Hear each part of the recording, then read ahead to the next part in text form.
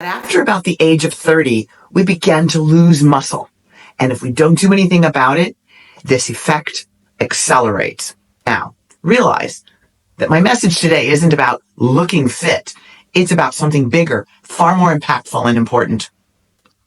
Hi, I'm Janet, and welcome to my channel. I'm passionate about healthy aging, and I am turning 70 next year, so my message hits home for me too. Losing muscle affects our metabolism and our posture, our energy, our mobility, our balance, and even brain health.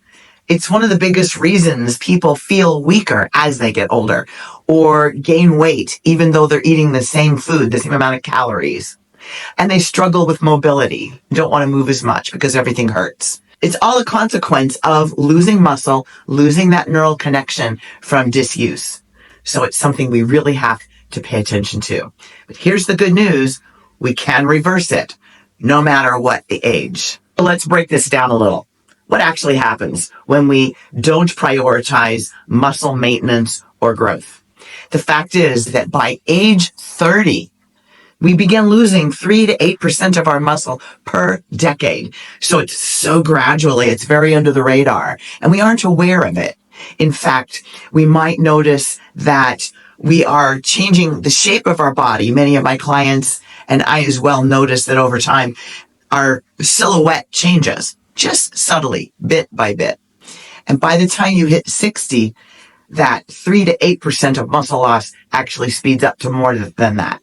It has a lot to do with, that's where genetics come into play, and also prior exercise and general health, and also just how much movement you naturally have built into your day, separate from an actual workout time that's set aside. So less muscle mass means slower metabolism, making it easier to gain weight and harder to lose it, even if we maintain the same calorie count. Sounds familiar? The second one is weaker joints and connective tissue. So more aches, pains, and stiffness.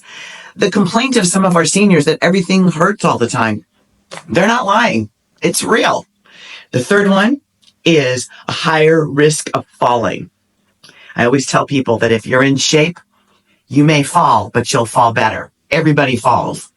But you don't want that fall to lead to a catastrophic hip fracture or some other elbow fracture or arm where it's even a bigger setback that you have to heal from, because that leads to broken bones, and what we all don't want is a loss of our independence.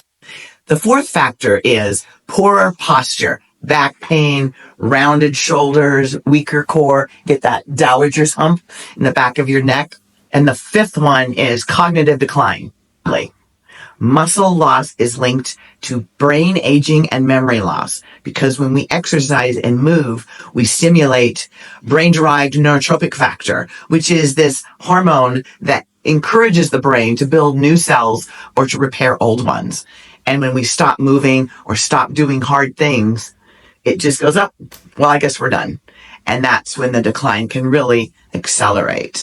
And if you think about this logically, here's why this happens. Muscle is active tissue, and it burns calories. It supports movement and sends hormonal signals to your brain. So less muscle, less energy, fewer signals, slower healing, higher risk of chronic illness. That sounds like a really negative chain reaction, doesn't it? So here's the thing. Losing muscle is not inevitable, but fighting back takes decision, it takes motivation, and it takes commitment. And it doesn't take hours in the gym. It just takes a consistent effort, day after day, week after week. And then you're on your way. Okay, let's talk solutions. Step 1, prioritize protein. Muscles demand fuel to be able to grow. So aim for 30 grams per meal to support growth and recovery. Great sources: eggs, fish, chicken, Greek yogurt, lentils, protein shakes, protein bars that have a nice amount of protein in them. Watch the protein bars. Look for around 20 grams or more of protein on the little nutrition label. It is quite frequent that people undereat their protein. We have been prioritizing all the other things on her plate and then just a little bit of protein. Have you ever noticed this?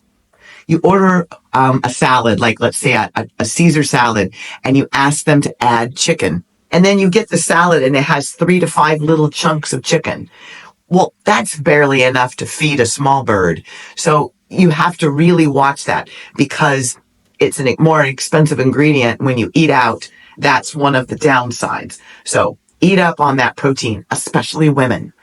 If you're not sure how much you're getting, track your protein grams for just one day of a normal eating schedule, and you'll get a pretty good thumbnail of how you're doing on that protein consumption. Step 2, strength train. And it doesn't have to be complicated. No excuses about I don't like going to a gym. I find the machines really intimidating. I can't afford a trainer, all of that. Because you don't need fancy equipment to get started. If you get started and you stay consistent, then you might want to move to a higher demand on you. But you don't have to start there. Let it grow naturally. So start out with body weight, squats for your legs and glutes, push-ups for your upper body and your core, and resistance bands for joint-friendly strength. Strength training 2 to 3 times a week is all you need to start seeing results. And when you start seeing results, you'll get excited and you're going to want more. And the third one, and possibly the most important, is stay consistent and keep moving. Muscle is a use it or lose it proposition. That tissue takes no prisoners. If you're not using it, it's out of here. Stay active daily, walk, stretch, stay engaged. And don't stop after 40 or 50 or 60. So many people that have come to me in the gym have said, I used to be in really good shape. I was a pretty good athlete in college, and then I got busy, and now I'm retired, and I've worked hard enough. I just want to take it easy. And then the consequence of just taking it easy is an expensive one. So don't stop. Strength training is the most powerful anti-aging tool you have. And the best part, it's never too late to start. The best time was 20 years ago. The second best time is right now. Studies show that people in their 70s and their 80s and even their 90s can build muscle. I've seen it before my very eyes, and I'm about to become one of them. Your body is always ready to adapt, and I'm so grateful because I've really worked for the last 20 years to maintain my strength and to build muscle. And now that I'm entering into my 70s, it's already a part of my lifestyle. I'm just going to keep going. But if that's not the case for you, you can still start right now, today, with body weight and a few simple strategies. Let's recap your muscle maintenance plan. Number 1, aim for 30 grams of protein per meal if you're eating 3 meals a day. That'll get you close to where you need to be, and then you can dial in and be more precise as you start to incorporate that habit of adding protein. And especially if you're a numbers person, a bean counter type personality, you'll like this even more, is 1 gram of protein per 1 pound body weight on your body, and each day that's the amount you want. So add up your grams for 1 day of how much protein, how much do you weigh? Get that number as close as possible together. It's not that easy when you think about it. A lot of people that I know are not even eating 100 grams of protein a day. So it's going to take some doing. The second one is to strength train 2 to 3 times a week, using body weight to start if you're shy about it, and then adding resistant weights as you become more confident and more in the place where you're seeing the progress, so you're motivated to do more.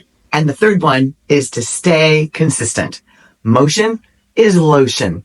There's a phrase to memorize. Motion is lotion. Your future self will thank you for every rep, every healthy meal, and every time you choose strength. Now I want to hear from you. Drop a strategy or a question in the comments.